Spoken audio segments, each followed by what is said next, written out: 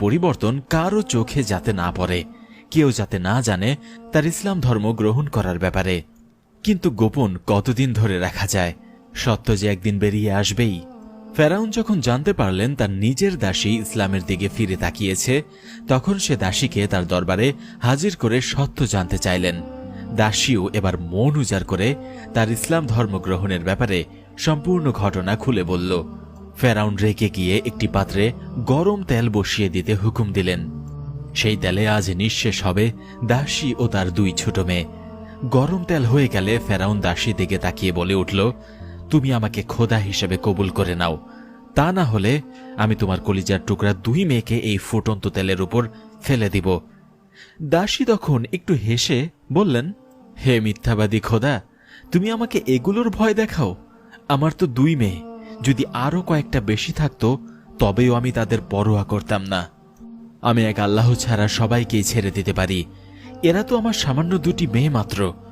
সেই মুহূর্তে ফেরাউন বলে উঠল, তোমাকেও আমি এই গরম তেলে ডুবিয়ে মারব। দাসী তখন বলে উঠল, আল্লাহর জন্য আমি আমার জীবনটা দিতেও প্রস্তুত। ফেরাউন আর কোনো কথা বললেন না। দাসীর বড় মেয়েটিকে সে নিয়ে ফুটন্ত তেলে ছেড়ে দিল।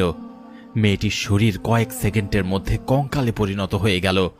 তা দেখে মেয়েটির মায়ের কলিজা ছিঁড়ে যাচ্ছে। তার ভিতরে কি যেন ধ্বংস হয়ে গিয়েছে। তার মস্তিষ্ক যেন নিথর হয়ে তাকে কোনো সিগন্যালই দিচ্ছে না। শরীরের অঙ্গের ভার যেন দ্বিগুণ হয়ে গিয়েছে। তারপরও তিনি মাথা নোয়াবার চেষ্টা করেননি ফেরাউনের কাছে। তারপর ছোট মেয়েটির পালা। দুধের বাচ্চা এই ছোট নিষ্পাপ মেয়েটি।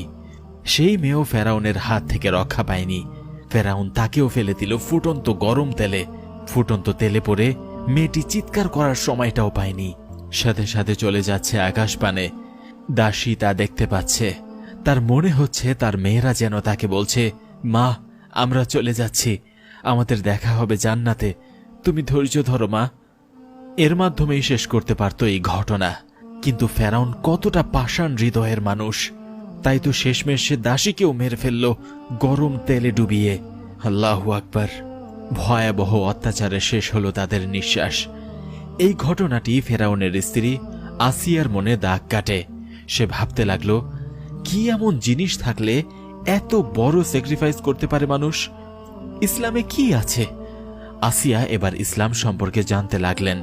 কখন যে তার সেটা ভালো লেগে গেল সেটা সে বুঝতেও পারেনি। এক সময় সে ইসলাম ধর্মটা গ্রহণ করেই নেয়, কবুল করে নেয় সুশীতল ছায়াকে। সুবহানাল্লাহ। কিন্তু এই ঘটনাটি ফেরাউনের